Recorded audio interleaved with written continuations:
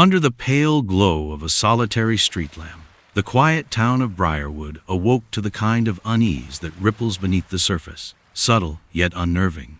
The kind of unease that suggests something is profoundly wrong.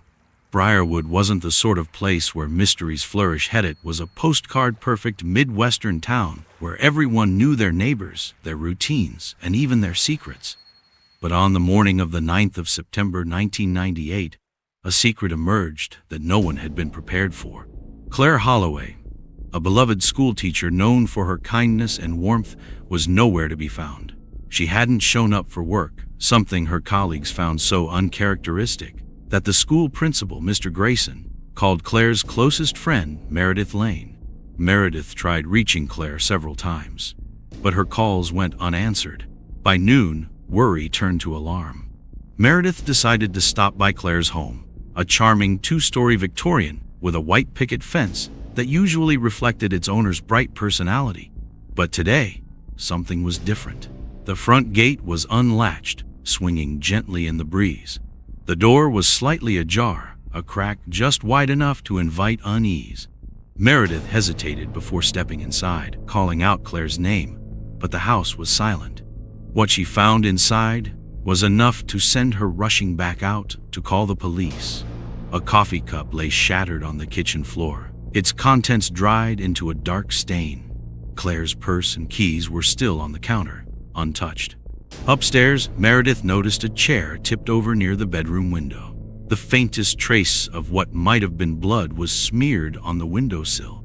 By the time Detective Parker arrived, Briarwood's police force was already buzzing with activity. Detective Parker was known for his methodical approach and calm demeanor, qualities that often worked to his advantage in delicate cases. As he stepped into Claire's home, his sharp eyes immediately took in the scene. Something wasn't adding up. The disarray wasn't chaotic enough for a struggle, yet it was far from normal. It felt deliberate. Parker's instincts kicked in as he began piecing together the fragments of what little evidence was available. There were no signs of forced entry, no indication that Claire had packed up and left on her own. He noticed small details others might have missed, like the way the overturned chair seemed too neatly placed, or the faint impression of what could have been a footprint near the window. Someone planned this, he thought, but they also wanted us to know they were here. As the day wore on, search teams combed through Briarwood's wooded trails and surrounding areas. Local volunteers joined in, forming search parties that scoured every corner of the community. Claire was well loved in Briarwood. Her disappearance felt personal to everyone. While the search continued, Parker interviewed neighbors and friends, hoping to piece together Claire's recent movements. Several neighbors mentioned seeing a man visiting Claire's house a few days prior, but descriptions of him were vague. One neighbor recalled a brief argument on Claire's front porch, but she hadn't thought much of it at the time. The first real lead came that evening when Parker's team discovered Claire's journal hidden beneath a loose floorboard in her bedroom. The entries painted a picture of a woman who had been living in growing fear. Cryptic notes about being watched and phrases like, "I can't trust him anymore," hinted at a shadowy presence in her life. But who was she referring to? And why hadn't she told anyone? The journal entries also referenced a series of photographs she had taken, though no photos were found in the house. Parker's mind raced with possibilities. Was the man seen visiting her house the person she feared? And if so, where was he now? The clock was ticking, and Parker knew every hour that passed reduced the chances of finding Claire alive. As the small town of Briarwood held its breath, Detective Parker began to realize this case would test not only his skills, but the very fabric of the community itself. As the investigation pressed on into its second day, the sense of unease in Briarwood deepened. The picturesque town that once felt so safe now seemed shrouded in uncertainty. Flyers with Claire's face and the words, "Missing," plastered every lamppost and shop window, her warm smile a painful reminder of what had been lost.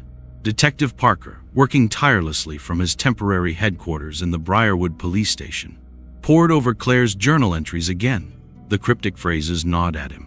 "He's always there, watching. I thought I could handle this, but it's too much." Each entry seemed to point to an escalating fear that Claire had tried to keep hidden. Later that afternoon, A potential breakthrough came in the form of a tip from a local hiker, Don Shepard, who claimed to have seen something unusual. Don had been walking along one of Briarwood's lesser-known trails near the river when he noticed a patch of disturbed earth and what appeared to be a torn scrap of fabric snagged on a nearby branch.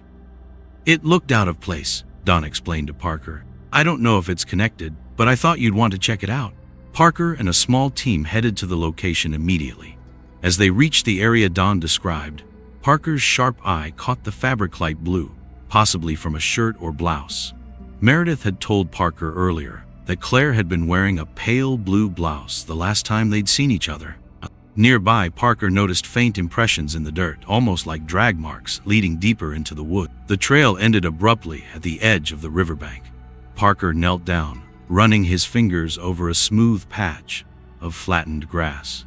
"This is a staging point," he muttered to himself. "Someone brought something or someone." Back at the station, the fabric was sent to the lab for testing, while Parker began reviewing security footage from cameras positioned near the trail.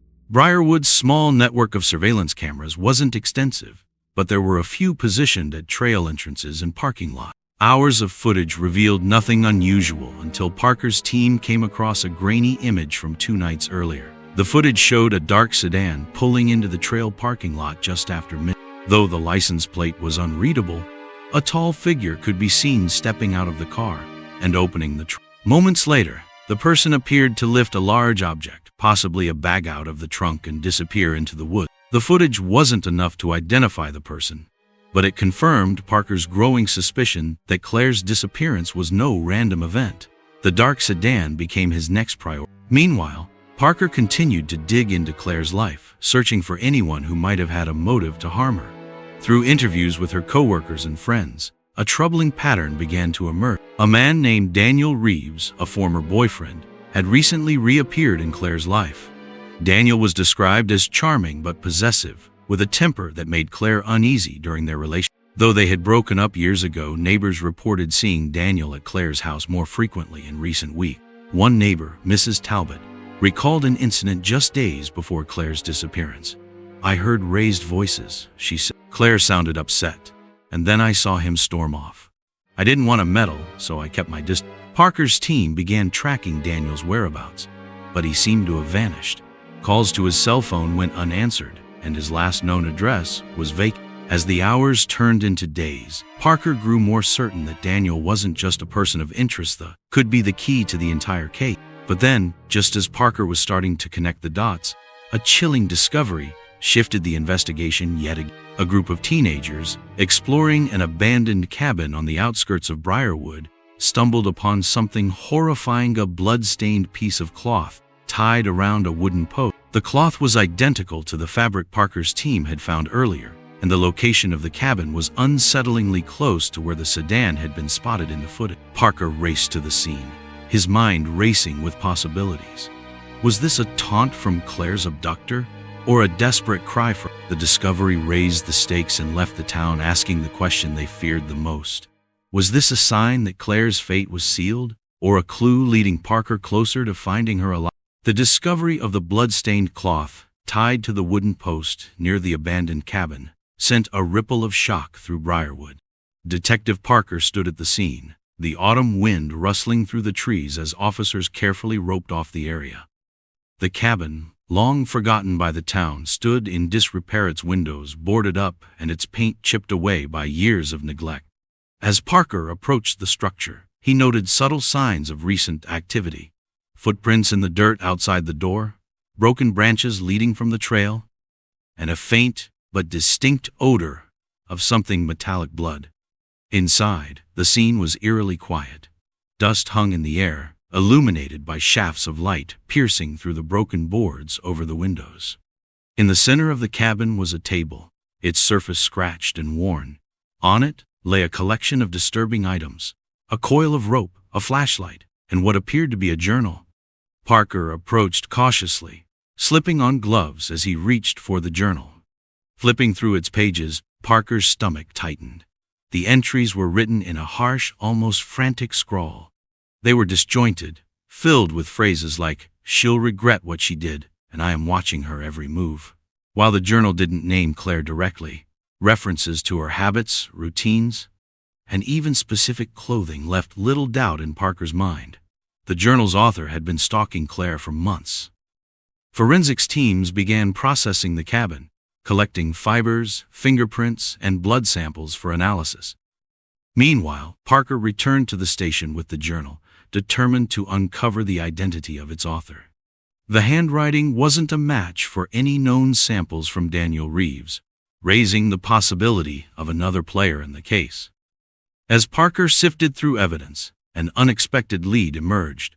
A young officer, Carter Hayes, had been combing through old records on Parker's orders and found a troubling connection. The cabin's deed traced back to a man named Richard Lyle, a recluse with a history of volatile behavior. Richard had lived in Briarwood years earlier, but had left abruptly after accusations of harassment towards several women. One of those women, it turned out, was Claire. Parker immediately dispatched officers to track down Richard, but he too had gone off the grid. His last known address, a rundown trailer park 2 towns over, was abandoned. Interviews with former neighbors painted a picture of a deeply troubled man who often spoke in riddles and conspiracy theories. One neighbor, Mrs. Ellison, recalled a chilling comment Richard had made. "Some people deserve to be afraid. It's the only way they'll learn." While the search for Richard intensified, Parker found himself haunted by a lingering question. If Richard was the primary suspect, where did Daniel Reeves fit into all this? The evidence against Daniel was circumstantial, but the timing of his reappearance in Claire's life couldn't be ignored. Could the two men be connected, or were they separate threats converging on the same target? The following day, Parker received a call that shifted the investigation yet again. Lab results from the blood samples found at the cabin were back. The blood matched Claire. However, the quantity was minimal, suggesting she could still be alive. The report also revealed traces of another person's blood, though it wasn't yet identified. While Parker wrestled with this information, another lead came through. A farmer on the outskirts of Briarwood reported seeing a dark sedan abandoned near the edge of his property. Parker and his team rushed to the location. Sure enough, the car matched the one from the surveillance footage. Inside, they found a treasure trove of evidence: strands of Claire's hair, duct tape, and what appeared to be her necklace, a delicate silver chain she wore every day. The car's registration traced back to none other than Daniel Reeves. This discovery seemed to implicate Daniel beyond doubt, but Parker wasn't satisfied. If Daniel had left the car in such an obvious location, was he being careless, or was someone trying to And if Daniel was involved, why hadn't he gone into hiding like Richard? The competing threads of evidence were beginning to form a tangled web. Parker knew he was close to something big, but every answer seemed to raise more questions. With Richard Lyle still at large and Daniel Reeves now squarely in the crosshairs, Parker was left with one crucial task: unraveling how these two men fit into the puzzle of Claire's disappearance. As the sun set over Briarwood that evening, Parker stood on the farmer's property, staring at the dark sedan, as if it held the answers he so desperately sought. Somewhere out there, Claire was waiting to be found, and Parker vowed he wouldn't rest until she was. The 4th day of Claire Holloway's disappearance brought with it a storm, both literal and metaphorical. Rain pelted the streets of Briarwood as Detective Parker sat at his desk. A map of the town spread before him. Red markers indicated locations tied to the case: Claire's home, the abandoned cabin, the trail near the river, and now the farmland where the dark sedan was found. Each location felt like a breadcrumb, leading toward an elusive Parker's team worked tirelessly to track Daniel Reeves, who was now their primary suspect. The evidence against him, Claire's necklace, her hair, and the journal from the cabin, seemed overwhelming. Yet Parker couldn't shake the feeling that something didn't add up.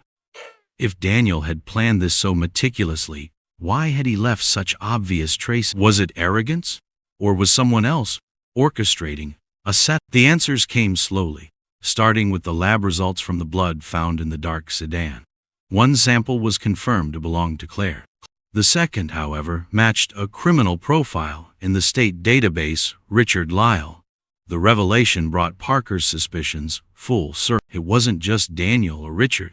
Somehow, the two were connected. Parker called for a meeting with his team. The pieces were falling into place, but the picture was still incomplete. "Let's work this from the beginning," Parker said, gesturing to. "We know Daniel was at Claire's house the night before she disappeared. We know he's connected to the car and that he left her necklace behind. But now we have Richard's blood. If Daniel was working alone, how do we explain that?" Officer Hayes, the rookie who had proven invaluable in uncovering Richard's background, spoke. "What if Daniel wasn't the mastermind? What if Richard was pulling the string? He's the one with the history of stalking Claire, and he knows the area better than any." "Possibly," Parker replied. "But Daniel's relationship with Claire makes him a stronger motive. Either way, we're looking at two suspects who knew each other or crossed paths. We need to figure out how." A breakthrough came later that afternoon, when Parker received a call from the forensics. The journal from the cabin, while handwritten, contained smudges of ink where a second pen had been used, likely for editing or adding details. The handwriting from the second. This discovery suggested that Richard may have been involved in writing or altering the journal, which painted him as more than just a secondary player. The question was, who had written the original and why had Richard added? That night, Parker finally caught the break he needed. Officers tracking Daniel's credit card activity found a recent transaction at a gas station 2 towns. Surveillance footage confirmed it was Daniel, and Parker immediately sent a team to investigate. By the time they arrived, Daniel was gone, but they found a Liada receipt with a handwritten note scrawled across the back. "Meet me at Briarwood Falls." The location sent chills through Parker. Briarwood Falls was a secluded area known for its steep cliffs and rushing water. If someone wanted to ensure they weren't overheard or worse, wanted to dispose of evidence, it was the perfect spot. Parker wasted no time organizing a stakeout. He and a small team set up at the falls, rain still pouring as midnight approached. Hidden among the trees, they waited, tension crackling in the air. At exactly 12:03 a.m., headlights appeared in the distance. A car pulled up, and out stepped Daniel Reeves.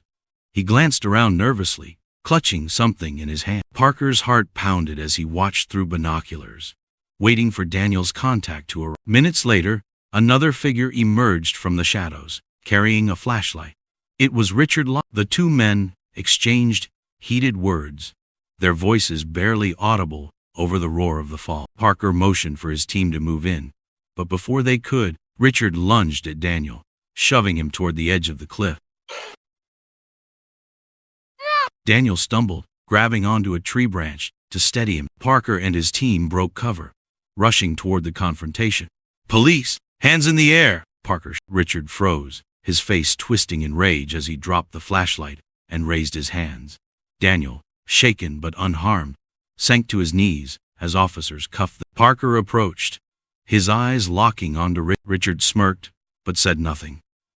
Parker turned to Daniel, who looked terrified. "If you know where Claire is, now's the time to talk." Daniel hesitated before stammering. "Didn't hurt her." "I swear, Richard made me. He said if I didn't help him, he'd kill." The words hit Parker like a freight train. Richard wasn't just involved, he was the orc. And now, with both men in custody, Parker had to race against the clock to uncover Claire's whereabouts before it was too late. The following morning, as the first rays of daylight pierced the clouds that had been hanging over Briarwood for days, the town was on edge. The arrest of Richard Lyle and Daniel Reeves had left the townspeople with more questions than answers. Had Claire been found? Was there still hope for her? Or was the truth far darker than anyone had anticipated? At the police station, the tension was palpable. Detective Parker sat across from Richard Lyle in the interrogation room, his eyes never leaving the man who had terrorized Claire for so long. Richard's smirk remained, a faint trace of amusement on his face as he leaned back in his chair, his hands shackled to the table. "You think you've won, don't you, Detective?" Richard said, his voice calm, almost taunting. "But you are too late. She's already gone." Parker's pulse quickened, but he kept his composure. He had heard this kind of talk before, psychopaths who wanted to feel in control, even when they were caught. "Where is she, Richard?" Parker demanded, his voice steady. "Tell me now, and maybe we can save her." Richard's eyes glinted with a cold, mocking light. "I don't think you understand, Detective. She's already paid the price." Parker clenched his fists. "Don't make me waste any more time. Tell me where she is." Richard leaned forward, his smile widening. "She's where I left her.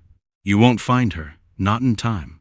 Daniel Reeves sat in the holding cell, visibly shaken, his eyes darting back and forth. He was still in disbelief, his mind struggling to process everything that had happened. The officers had told him Richard was in custody, but Daniel couldn't shake the fear that still gripped him. Richard was dangerous, and if he was capable of hiding Claire, there was no telling what might happen next. Parker knew that time was running out.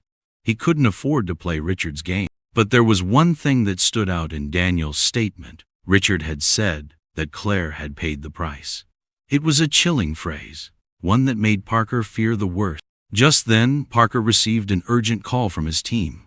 They had been combing through Richard's property, and they'd made a crucial discovery: a hidden storage unit in the back of his house. The door had been broken open, and inside, they found a collection of disturbing items: photographs of Claire, maps with marked locations, and most shocking, a video camera with a recording from a few days before her disappearance. Parker immediately ordered the footage to be reviewed. As he watched the grainy video, his heart sank. The footage showed Claire, bound and terrified, sitting in an abandoned cabin. Richard was pacing in front of her, muttering something under his breath. Claire's eyes were wide with fear as she looked directly at the camera, as though she knew someone might eventually see it. "Please, help me," she whispered in the video, her voice trembling. Parker's stomach twisted. He knew they had to act quickly, but the footage only deepened the mystery. Richard's obsession with Claire had gone beyond anything he had imagined. And why had he kept her alive all this time? Back at the station, Parker and his team reviewed every piece of evidence. The maps, the photographs, the video, everything pointed to one thing. Richard had been following Claire for months, stalking her every move. He had planned her abduction with chilling precision, and now, it seemed, he was taunting them, playing a sick game of cat and mouse. Daniel, meanwhile, was still in a state of shock. He had been with Richard for days, but now, with the truth coming to light, he was starting to realize how deep the web of lies and manipulation had gone. Parker sat across from him, his face grave. "Daniel, you need to tell me everything." Daniel hesitated, his eyes darting to the floor. He knew he had no choice but to cooperate now. He was obsessed with her, Daniel said quietly. He thought she owed him. He thought she was the key to some kind of redemption. He kept saying she had to pay for what she'd. "What did she do?" Parker pressed. Daniel shook his head. "I don't know, but Richard was fixated on it. He wanted Claire to understand what he'd done. He kept telling her that if she just saw things his way, she'd finally understand why he had to do it." Parker's mind raced. What could Richard have meant? What kind of twisted logic had led him to abduct Claire in the first place? There was a clue in Daniel's words, though a piece of the puzzle that might hold the key to find it. Suddenly Parker's phone buzzed. It was a text from Officer Hayes. "We found something, the cabin near Briarwood Falls. Check the photos we." Parker's heart skipped a beat. The cabin, could it be the same one where Claire had been kept? He quickly opened the photos Hayes had sent, and his eyes widened in disbelief. Among the images was a picture of a set of key skis to a storage unit, marked with a label, Briarwood Falls, second cabin. It hit him like a lightning bolt. Richard had been using multiple locations to hide Claire, keeping her in a secluded place near the falls. That was where Parker needed to go. The rain had stopped, but the weight of the situation felt heavier than ever. As Parker raced out the door, he knew that every second counted. If Richard had left Claire there was no telling how much time she had left. As the sun began to set, casting long shadows across Briarwood, Detective Parker's resolve hardened. The discovery of the storage unit key had set him on a single-minded mission. The cabin near Briarwood Falls was his next destination. Every moment felt like an eternity as he sped through the winding roads, his mind racing through every possibility. By the time he arrived, darkness had fully descended on the town. The falls roared in the distance, a constant reminder of the isolation that the area provided. Parker's flashlight cut through the darkness, revealing the overgrown path that led to the cabin. He could feel the weight of every step, as if the very earth beneath him was holding its breath. Was Claire still alive? And if she was, what kind of shape would she be in? The cabin came into view, weathered and abandoned-looking, with boarded-up windows and a door slightly ajar. He motioned for his team to fan out around the perimeter, while he pushed open the door. The interior was dark, but the faint smell of damp wood and mold filled the air. Parker's flashlight swept across the room, landing on a dusty floor covered in old newspapers and abandoned furniture. At first glance, it seemed empty, but something was wrong. The air was thick with tension, as if something had been recently disturbed. Clear, Officer Hayes whispered as he entered behind Parker. But something's off. It doesn't feel right. Parker nodded, his instincts telling him the same thing. He advanced deeper into the cabin, his flashlight now trained on a narrow hallway leading to a small bedroom. As he reached the door, he hesitated. A feeling of dread washed over him, but he pushed it aside. Claire had to be here, he had to find her. The room was dimly lit, a single bare bulb hanging from the ceiling. And there, in the far corner, was a figure. For a moment, Parker's heart stopped. Was it Claire? He stepped forward slowly, his flashlight now shining directly on the figure, and his breath caught in his throat. The woman sitting against the wall was thin, her clothes tattered, and her eyes wide with fear. Ew. It was Claire, but she was pale, her body gaunt from weeks of confinement. "Claire," Parker said gently, his voice steady but full of urgency. "It's Detective Parker. You are safe now." Her eyes flickered, her gaze distant, as if she were unsure whether or not she could trust him. But then, as if recognizing the truth in his voice, she finally spoke. Her words were faint, barely a whisper. Where is Richard?" she asked, her voice hoarse. Parker's heart sank, but he forced himself to remain calm. "He's been arrested. You are safe now. We're getting you out of here." Claire's eyes welled with tears, and for a moment, she seemed to lose herself in the relief of hearing those words. He said I had to pay, that I was the only one who could end it, that he'd fix everything if I just understood. Parker knelt down beside her, his hand gently resting on her shoulder. "You don't have to worry about him anymore, Claire. You are free." As he helped her stand, Claire winced, her legs unsteady from being confined for so long. Parker supported her as they made their way toward the door. He radioed his team to prepare for medical assistance, and within minutes, an ambulance arrived, its lights flashing in the distance. But as they were about to leave the cabin, something caught Parker's eye. On the floor near Claire's feet was a torn piece of paper, its edges frayed as if it had been ripped from a book. He picked it up, his brow furrowing as he read the faded writing on it. It was a passage from a book, a piece of literature, about redemption and punishment. Richard had been obsessed with the idea of Claire paying for something she hadn't done, twisting everything to fit his warped narrative. It was clear now that this had never been about her. This was about Richard, his need for control, and his delusional need to believe he could right his own wrongs by manipulating her. Parker folded the paper carefully, slipping it into his pocket. As he looked back at Claire, who was now being supported by paramedics, a wave of anger surged within him. Richard Lyle had twisted the lives of so many people, Claire, Daniel, and even his own. But it was over now. The nightmare was ending. The next hours were a blur of paperwork, medical evaluations, and statements from the people involved. Claire was taken to the hospital, where she was treated for dehydration and malnutrition. But she would survive. She would heal. Richard, who had been arrested the night before, was facing numerous charges. But it was clear that his obsession with Claire had been the culmination of years of unchecked rage and delusion. His trial would be long and grueling, but the truth would eventually come to light. As for Daniel, his fate was now in the hands of the justice system. It was clear that he had been manipulated, coerced by Richard into taking part in the abduction. But that didn't absolve him of his role in Claire's suffering. He would face the consequences for his actions.